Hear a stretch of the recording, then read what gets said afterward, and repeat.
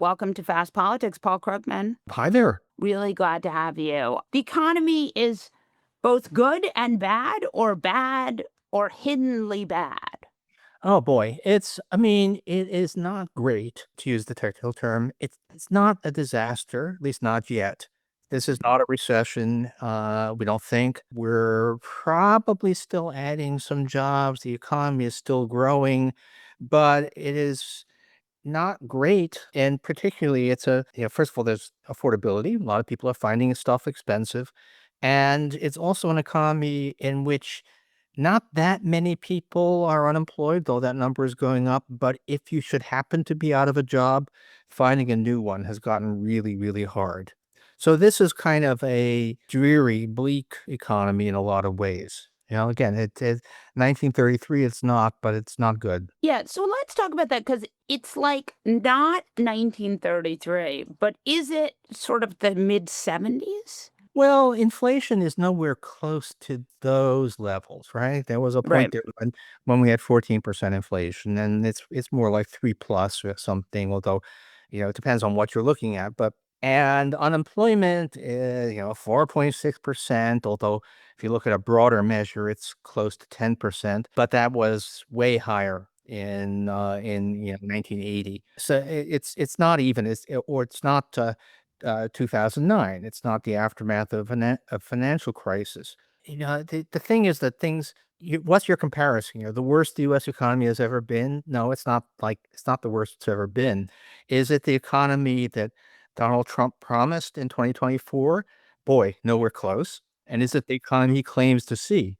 Boy, nowhere close. One of the things that I think is interesting about Trumpism is that Trump does things where he goes back and makes mistakes that other presidents have made because he doesn't understand history or isn't interested in it. And so one of the mistakes that it feels like we're watching him make is pressuring the Fed. Can you talk about that and where, because like clearly Nixon did this and it had huge, huge consequences.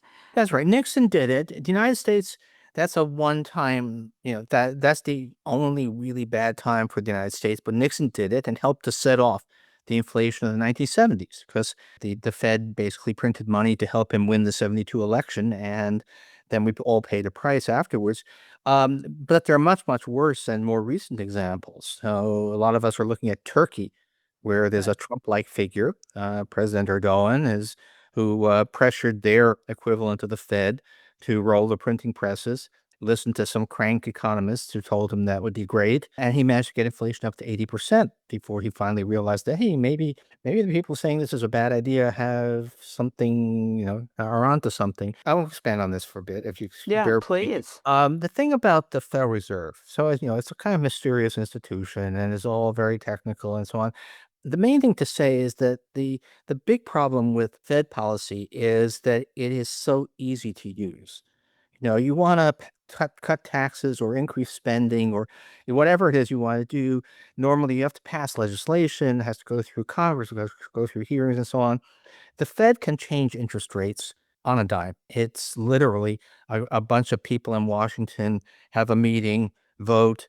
At the conclusion of the vote, the results are transmitted to some guys sitting at computer screens in New York, and instantly things happen in the markets. So it's a frictionless policy thing, which is a very dangerous thing to put in the hands of politicians. Right. It's one thing if you want to have a process, we're supposed to be a democracy, and in the end, the public, we make policy based upon, well, hopefully in the end, what voters want. But this is something where you can do immense damage and you can do it at the drop of a hat. It's just such an easy thing. And so we've all learned, we meaning pretty much the whole advanced world has learned that you want to put up some speed bumps here. You want to make the Federal Reserve or its equivalent politically insulated so that, in the long run, yeah, the board is appointed by elected officials, but for long terms, and you don't get to dictate this dangerously effective, fast moving policy instrument based upon the whims of whoever's sitting in the Oval Office. So let's talk about that because that seems meaningful. Right now, we have a Fed chair who is almost his term is almost over. Trump is toying with putting Kevin Hassett as the Fed chair. Won't that actually, what you're warning about, be 10 times worse with the Trump sycophant chairing the Fed? Well, it's certainly a problem. Now, the Fed is not like a corporation where the CEO just makes a decision. The It's board of governors has to vote. interest rates are set by a board, actually by a committee, the Federal Open Market Committee, and which is not all of whose members are appointed by the president, and not all of whose members, for sure, will have been appointed by the current president. So that if we get an idiot in charge of the Fed, Kevin Hassett, Are you saying or Kevin Hassett is an idiot? yeah, he kind of is. I mean, sorry, Yeah. let's be I, blunt I here. think he seems cheerful. He's cheerful and amiable. I mean, there was this poll, CNBC polled financial experts who specialize in monetary policy, and they asked them who will be the next Fed chair and who should be. And 84% said that Hassett will be, and only 11% said he should be. I mean, so my opinion is not actually that different from what hard-bitten Wall Street guys think. It's Who do possible they that think Trump will. should be? There's a possibility that this guy named Waller, who's a Fed insider, will still somehow make it. And I'm okay with that because he's a professional. He's actually knows his stuff, has gotten some calls right. But I think it's highly unlikely that Trump will pick him because anybody who's competent and has an Right. independent reputation can't be counted on to do Trump's bidding. So my guess is it's Hassett or the other Kevin Warsh, who is, well, better than Hassett, but that's not much of a criterion. Right. All right. So go on. So, but doesn't it seem like we're heading right into a disaster? Well, yeah, now there's still enough guardrails probably still in place that Trump doesn't get to dictate the decisions, and that if he does appoint a sycophant, as he almost certainly will, said sycophant will not be able to do all that much damage, at least initially, because he'll lose a lot of votes, which basically never happens, by the way. A competent Right. Fed chair always makes sure that he has the board behind him. But in this case, probably. Now, one question is, can Trump force other members of the Fed board out of office? And there's still this insane attack on Lisa Cook, Right. who is happens to be a friend, by the way, but it's in any case is a, sensible, highly qualified, of course, Black woman. Guess what? Mm-hmm. And this totally trumped up claims of mortgage fraud, which even if it were true, which it isn't, has nothing to do with her job at the Fed. So if Trump can actually basically intimidate or fire the rest of the Fed, then the worst happens. Then we are Turkey, we are Argentina, which is clearly, where Trump wants to take us. So it's just a question of maybe he can't actually pull it off. And so the goal is to sort of stop Trump's worst financial instincts, which is to Yeah. lower interest rates and print money.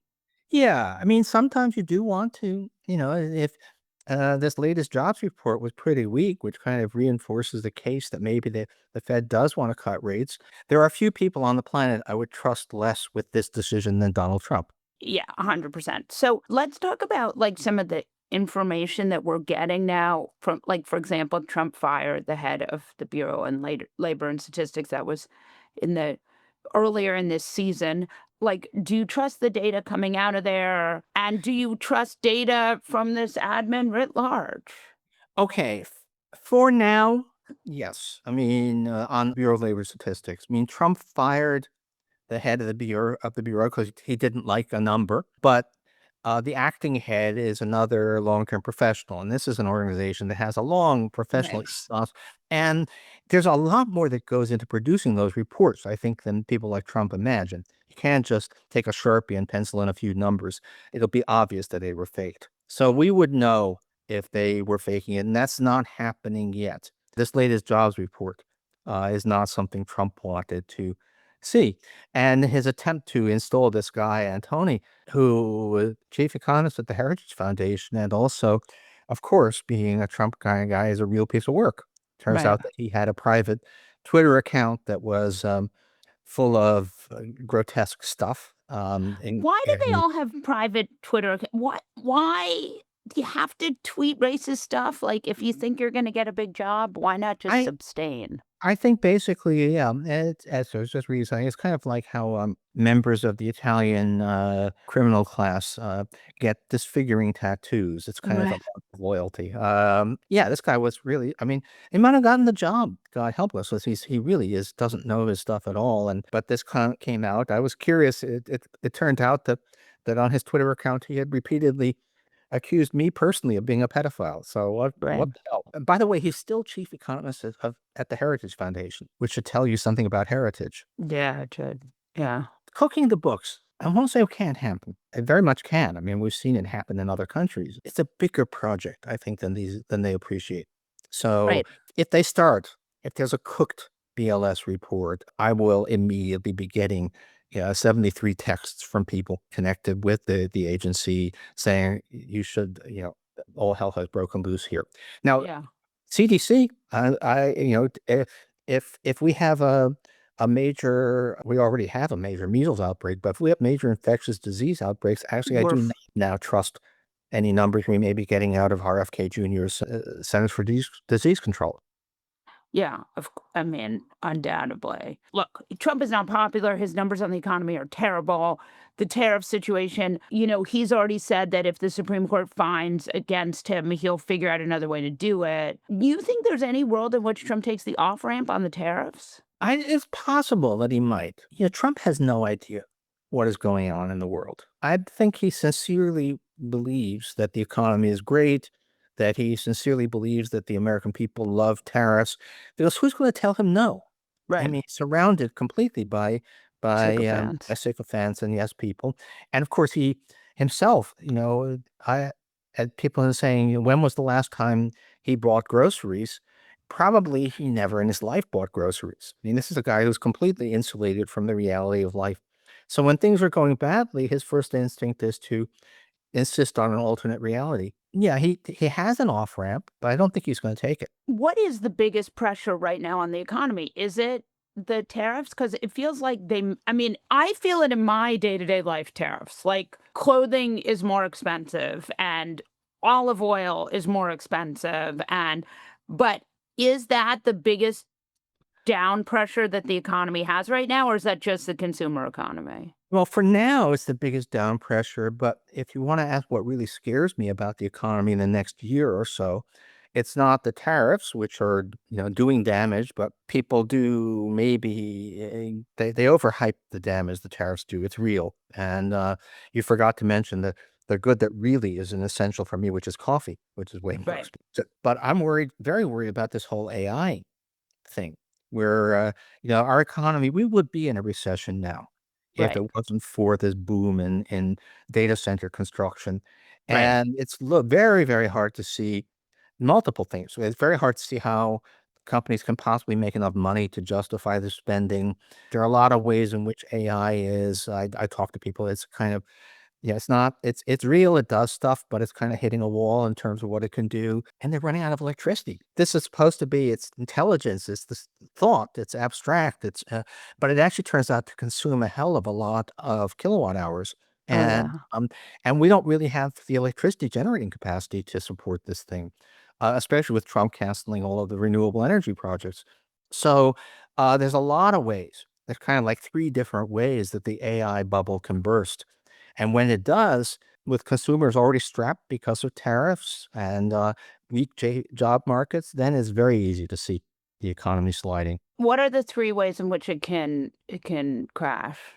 It can crash I either. mean, the AI bubble can pop. Okay, one is that it turns out that AI isn't all that, that Right. the limits of what it can do. Uh, And you know, that seems very possible. Well, it's really mixed. I mean, people tell me that it actually is a pretty AI is pretty good at coding, writing software. So much for all that, learn to code to secure your future. It's really pretty bad at things that involve anything that looks like human judgment. I know the hallucinates and all of that. So one is that the AI itself is not all that.